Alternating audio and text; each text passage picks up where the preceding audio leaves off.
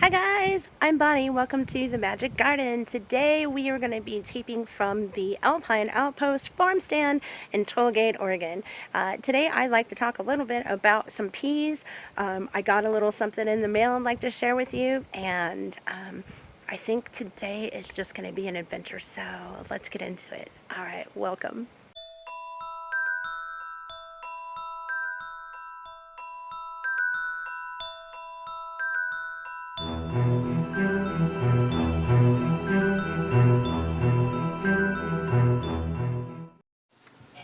Hi guys, and welcome again to the Alpine Outpost farm stand.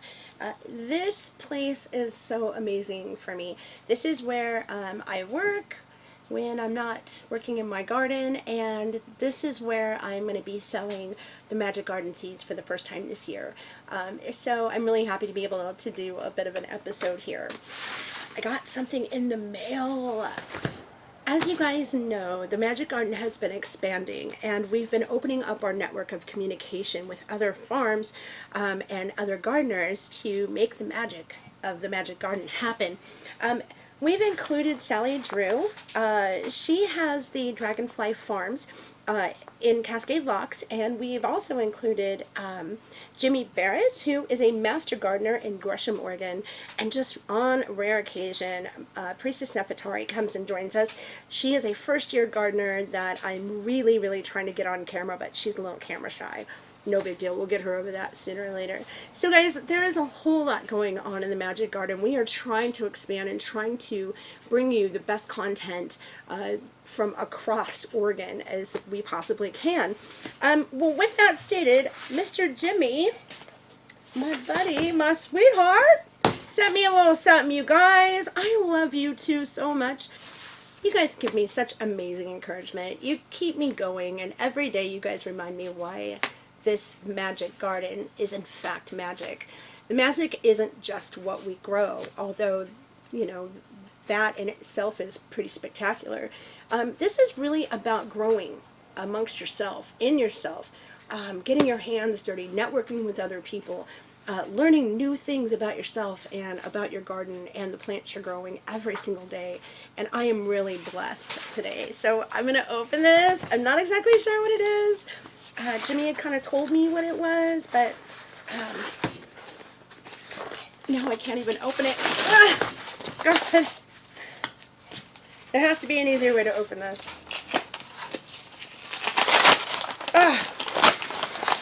Good Lord.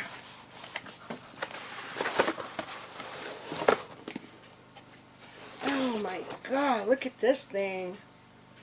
The Illustrated Encyclopedia of Country Living. Are you kidding me? This is so fantastic. Jimmy, thank you from the bottom of my heart, man. This is so amazing. I know that you have some things that you're going to be teaching me out of this, and I cannot wait to get started. I can't wait. So excited. Thank you, Jimmy, from the bottom of my heart, from all of us at the Magic Garden, man. Thank you for inspiring us. Thank you for being a part of our team. And with that stated, why don't we go over and talk to Jimmy really quick at Talk Dirty to Me. But before I let Jimmy take over, hey Jimmy, I got a question for you. So I bought a bag of topsoil from the Walmart parking lot, and I know it's been kind of sitting out in the elements for a while, but it came with all this white crap like on top of it and in it, and I think it's mold, and I've never really dealt very much with that, so I'm kind of curious, is it mold, and how can I take care of it? Will hydrogen peroxide in water sprayed over the top of it and it's sitting in the sun, will that essentially get rid of the mold if that's what it is? I appreciate your help, man. I'll talk to you soon.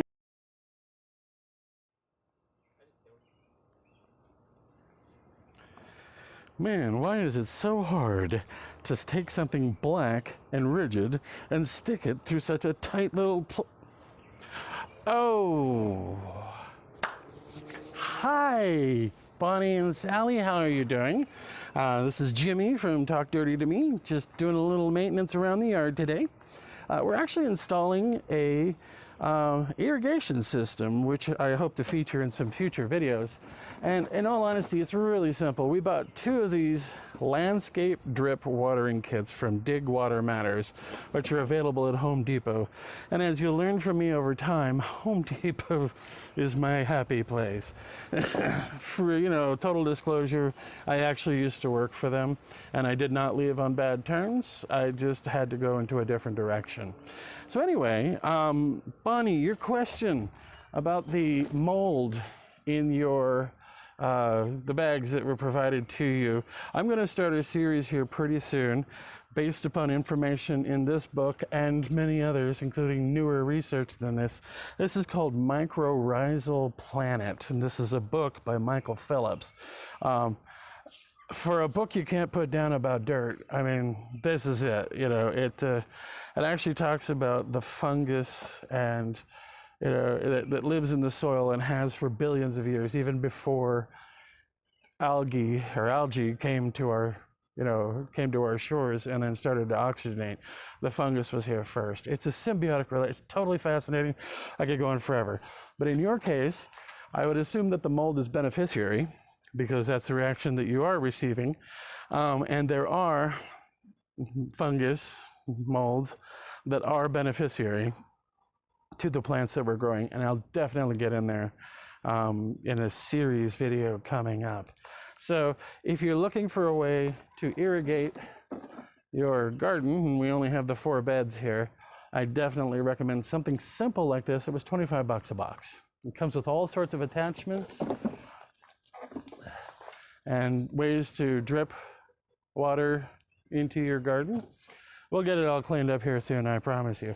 But let me show you this. Come on back this way.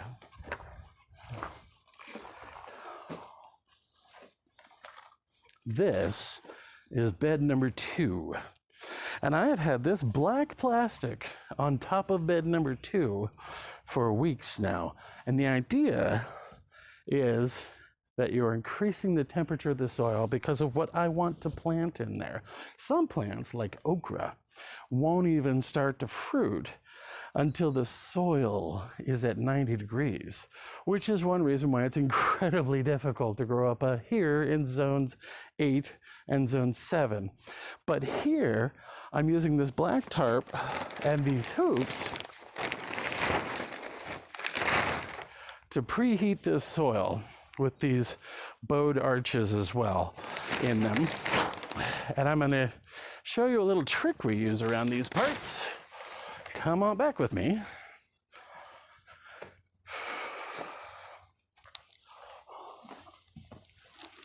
These are what we use to plant starts in. And let me explain what this is. What I did is I went out and I bought a bunch of sticks, 10 feet long, of the 2-inch wide Schedule 40 PVC. I had to cut them in half to fit them in Squishy, my little Fiat, but it was well worth it to do it because you use a simple PVC glue, you paint it on, and you stick it right next to the one in the way that you want. I'm just holding it in with my finger right now because we're out in the dirt. But, you can see that this one is blue, with the blue adhesive on it to hold it together. And I like a small batch. There are 10 here. And then what I did is I wrapped it in shrink wrap, moving wrap, so that when I poured water into it, any water that dripped down would be any water that would drip down would be contained because we originally had this inside the house. But we've had it out hardening off on the back patio for a little while now. And I am going to plant some tomatoes in this bed right here. But I'm not going to make you watch the whole thing. I just want to get the bottom off here. Let's see how ridiculously long this takes. And again, whoop, as you can see, puts up well.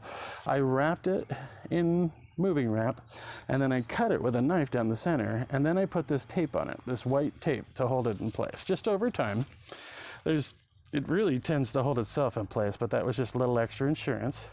So what that gives me is 10 individual pods, if all of them grew, that are accessible through the bottom. Why is this important? Well, first off, you should always wear gloves. We need to glove up. First off, with it being that some people use pans, by the way. They don't use this wrap, they just set it in pans, and then they put the water in the pans, and it wicks up in the soil. But we just put that in and watered it from the top.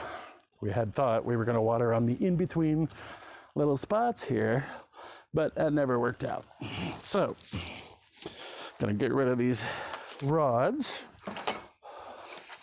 And I have tomato baskets. They're currently behind my cameraman, also known as Junior. Say hi, Junior. All right. So, clear away the bunny poop. I was going to get you some potash, Bonnie, to show in here. All we did was we burned wood in the barbecue and cardboard and newspaper that didn't have any coloring or any slimy coat on it. Just, garbage bag, or not garbage bags, the grocery bags, the paper ones, no real slimy, not like an advert in the newspaper or something. So anyway, you just do your regular thing. I would have thrown potash all over this thing, but I'll do it later. And I'm gonna pick a nice one. And I think this guy right here is the best. So I'm reaching up in the bottom and I'm pushing up.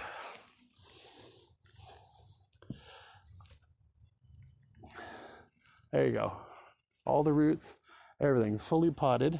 I did not expect it to fall apart like that, but there's our first tomato in this bed, and we'll go ahead and put the rack around it here a little later. But let's try that again. Let's try that up here, and Elijah, if you would show them the actual garden bed. No, you can get on the other side of it too. These are sunflowers that you see over here, and this is a pumpkin. The taller sunflowers are going to get you to 8 feet. The shorter ones that are closer to the camera, those only go 3 foot, maybe 5 foot. So this is Brussels sprouts, something we fight over in the family. And we're going to plant Brussels sprouts, just 3 of them, right here in the center. So let's try that again with the pod without it falling apart. You'd think by having the second pod here that I had planned that. But let's try this again. Let's make a simple hole. Oh, gotta take off my gloves.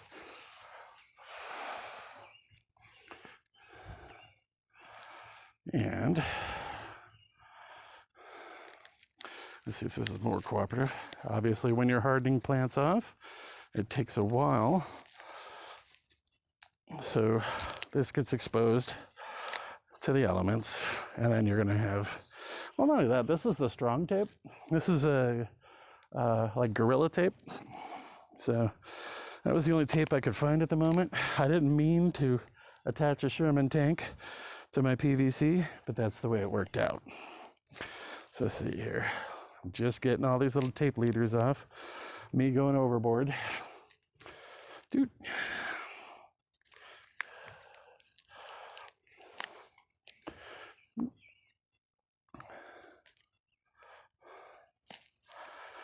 There we go. Now they're finally all off. Hopefully I'm not crushing the Brussels sprouts as I go around.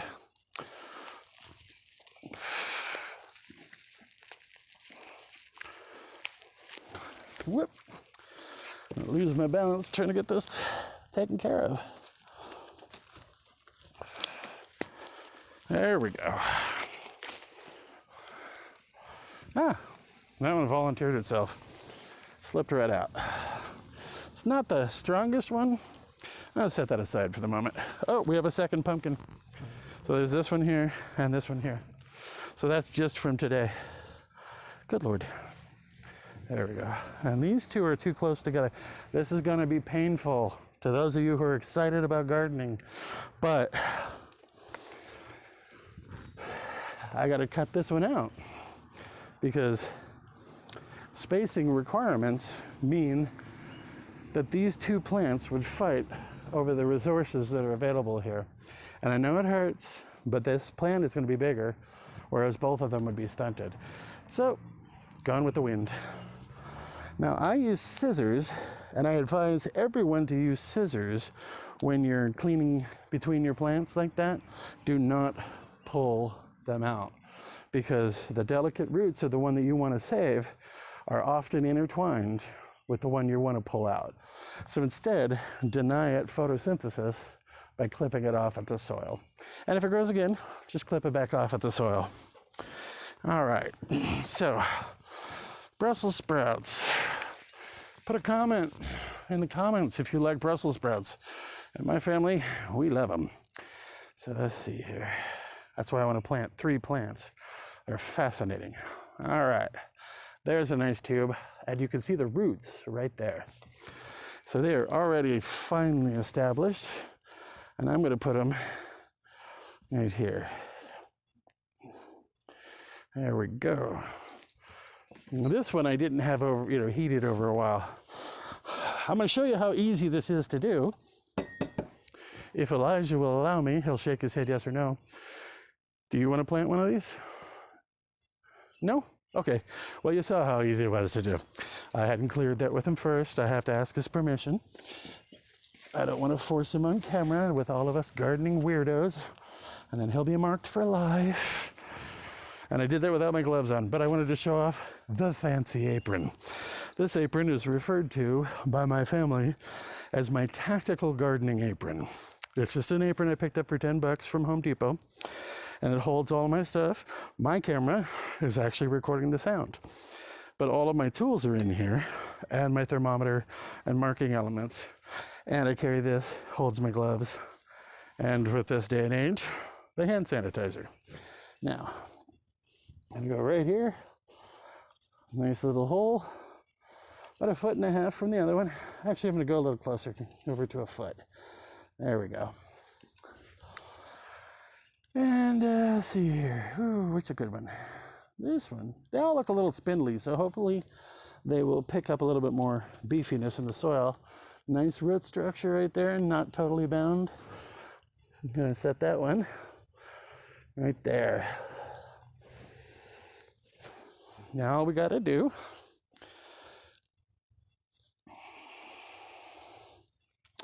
with the last one is we're just gonna put it there like that. So now we know that some molds, some funguses are going to be beneficial to your plants. And we'll discuss that later in a mycorrhizal, or what lives beneath our feet segment. We've also learned a new way to start plants, and it's recyclable. Every year, I dip it in a little water and bleach, start fresh. And we build more every single year as the space gets larger. And we also learned a good way to irrigate your crops or your little farm. And we're going to elaborate on that later. So Sally, thank you. And Bonnie, definitely thank you too. Look forward to seeing you guys soon. And thanks for coming and talking dirty to me. Jimmy, thank you so much. It is such a blessing to be able to have a master gardener who specializes in soil to ask questions to. And listen, guys, if you're watching this and you have questions specific to Jimmy, please don't hesitate. Comment below. He can answer any question that you guys would like, and we would absolutely love to hear from you. So Jimmy, thanks a lot for that advice. I'm definitely going to take that into consideration, and I really appreciate your time. That is one of the amazing blessings of the Magic Garden. The magic is not just within the vegetables that we're growing, but it's within the knowledge that we're exchanging, this network of people that we're putting together. That is one of the most invaluable things, because not only are you learning to grow things in your garden, but you're learning to grow within yourself by learning them. So Jimmy, thank you so much for being a part of this amazing project. Today, guys, I'd really like to talk about peas. Yes, peas, not my favorite subject. In fact, growing up, I couldn't stand them. Anything in a can that has water and a bunch of mushy crap in it is not food, as far as I'm concerned. Even though that water is supposed to sweeten up those peas, it's just gross. So this year, I have really taken a bigger part in growing peas, and I have learned so much. But today I kind of am hoping, since we're in the grow season right now here in 7A, that we would discuss peas. Peas are a cool weather crop, which means that you can grow them really well in the beginning, well, about spring, and again in fall.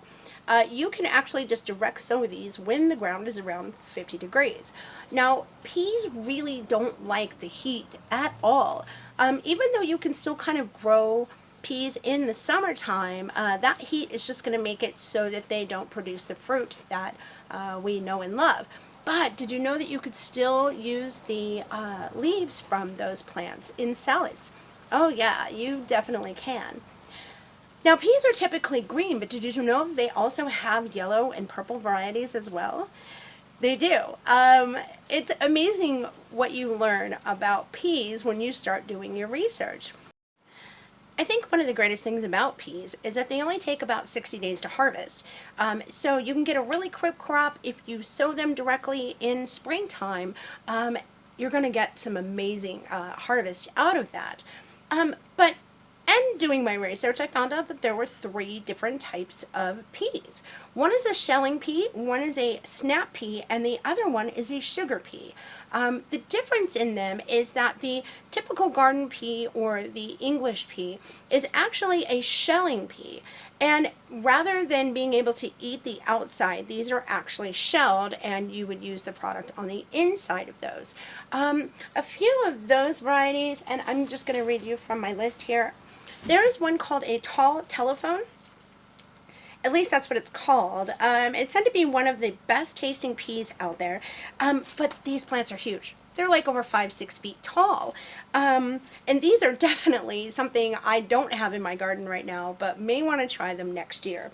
There's also a Lincoln pea, and these are known to be the sweetest peas, shelling peas, out on the market.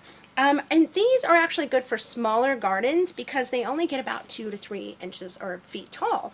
And the other one is something I am growing in my garden, and I'm really excited about this, which is my king tut peas. Now, we have discussed my king tut peas, and I'm going to take you out in the garden here in just a few minutes and show you the process or where I'm at with those, and I can't wait. These are little purple pea pods, and they're very green on the inside, but I'm growing ancient history in my own garden right now, and I'm so excited.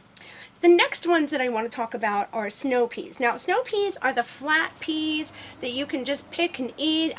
These are typically things that you find in like stir fry and that kind of thing, and they come in so many amazing varieties. One of the biggest one is the sugar pea or the snow pea, and you buy them in the store all the time, but guys, they are so much better. You can just pick them right out of your garden and eat them right there. They are so fantastic. And then the very last one I have is a sugar snap. Now, a sugar snap is exactly what it sounds like. If it snaps and it's got, really sweet peas in it, well, then it's probably a sugar snap pea. A couple of the varieties, one of which I am growing in my garden right now, which is a sugar and pea. And I'm going to take you out in the garden and show you those as well. And then there's also, I love this, a sugar daddy pea. Knowing the difference in your peas can either get you a harvest that you can eat right now, things you can stir fry, or to have dry beans so that you can use them later on. These are all amazing, amazing varieties of peas, and I suggest that you go to either rareseeds.com or seedsnow.com to check into those varieties. But guys, again, I'd like to take you out to the garden and just show you a couple of my varieties and where they're at right now, because they look so amazing. And I just want to thank you guys for joining me today. But before I go, I'd really like to check in with Sally Drew over at the Dragonfly Farm and see how she's doing. Okay, let's go check it out. Hey Sally, how are ya?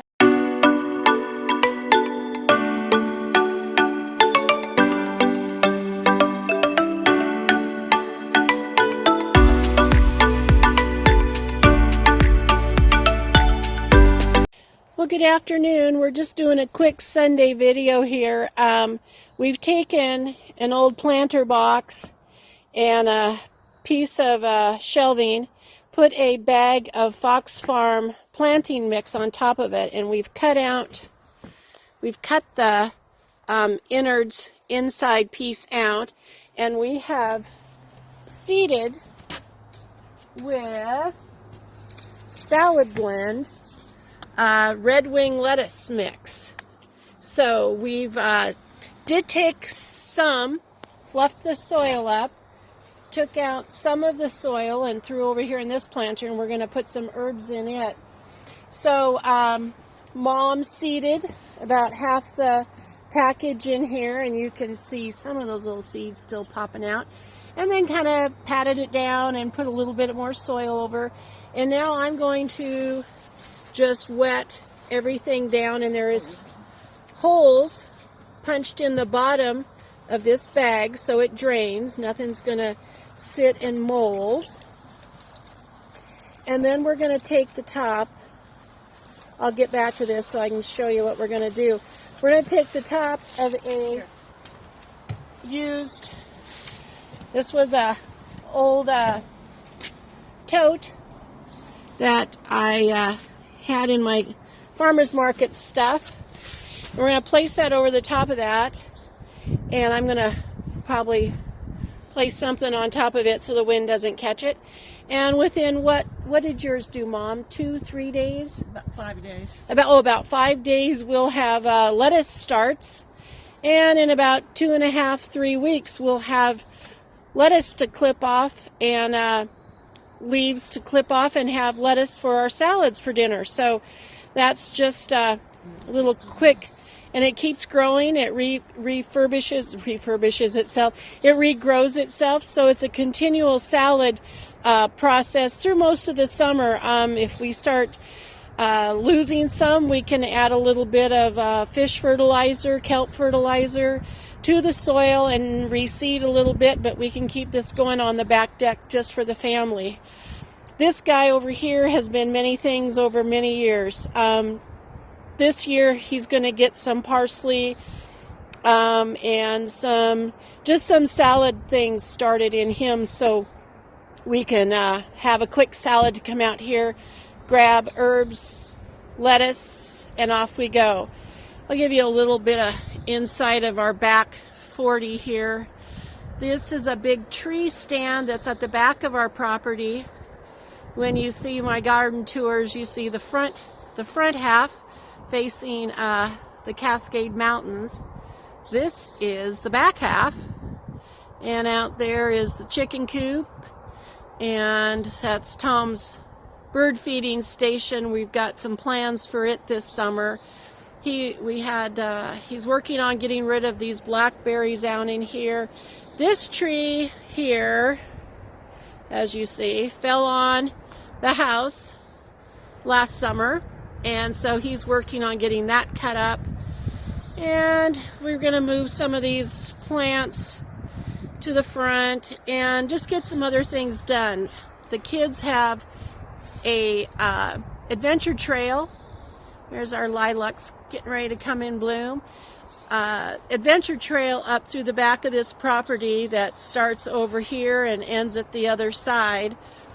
But these are our beautiful trees that we just love watching. They bring in the birds, the rabbits. I mean, our bird selection out here is absolutely amazing. Recently cut. And I will walk you over here to see one of his pride and joys is his pond. This just went in last year, and he's still working on it. He's got a new pump coming. We lost a pump a few days ago, and we're going to be doing some pavers around it.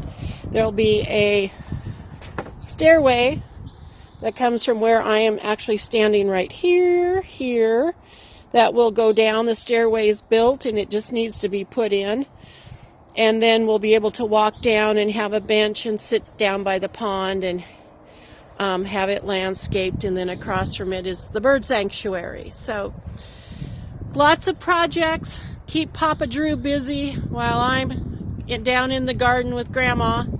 So this is what the back end of the back 40 looks like. There's my garden shed with the extra refrigeration unit, and eventually by the end of summer that will be our production area for our excess produce, not necessarily excess, but our produce that we'll be growing for the food bank and for our community. So I hope everybody's having a great day. We are out here enjoying the cool weather and the sunshine, and just wanted you all to know that you can grow lettuce in a bag, and just something fun to do on a lazy Sunday afternoon. Everybody, mwah, peace out. Hi guys, briefly we're going to step into the Magic Garden here while I show you my beautiful Cascadia peas. These things are so amazing. These things are going to be about 2 to 3 inches tall, feet tall, and they really are super resilient to a bunch of different kind of funguses and molds that we're going to be talking about in some episodes coming up. There's all kinds of fascinating things, but I didn't know that peas could get molds and fungus the way that they can. So we'll talk about that another time. These guys are actually going to produce some pretty cool little beans that you can just take right off the vine. They're edible. They're going to be amazing. These over here are my Oregon Giants. Now, Oregon Giants were actually, it is an Oregon created pea. Dr. Baggett at the University of Oregon started a pea regeneration program back in 1954, and these were the result of one of those experiments that they did. And this is a cross between a sugar and pea and a sugar snap pea too, and these are going to produce some seriously cool edible pods. These guys are the piece de ma resistance right now. These are my king tut peas and some sugar and peas that I got growing. Now these king tuts, I have never grown them before, but they are going to be a shelling pea. They're purple and potted, and they're just a brilliant color green on the inside. Now these sugar peas right here, these we're just going to pick right off that vine. I cannot wait for that day. All right, and then I've got one little more pea up here. These are my little marble peas. Now these guys aren't going to get too big, but they're definitely a shelling pea. I've never done shelling peas. Like I said, peas have just been always disgusting, but it's always because they're a cannon and mushy. They're just disgusting. So I'm going to give this a shot this year and see where we're at. So let's get back to the studio, guys, before this weather changes, all right? Thank you guys so much for joining me here at the Alpine Outpost and the Magic Garden. Talk dirty to me, and from Dragonfly Farm, we really appreciate you guys supporting our channel. If you haven't already, give us a share, give us a like, click that little subscribe button and the little dinger down there, right down there, and that way you'll know when we upload a new video. So guys, you have so much information at your availability. So if you have any questions for Jimmy on soil, or Sally on just being a guru, or if you have any questions for me, don't hesitate to comment below. We are a network of like-minded gardeners who love hearing from people, and we can't wait to see you on the next episode. So from all of us here at the Magic Garden, we hope that you do find yourself in your own creation. We'll see you next time.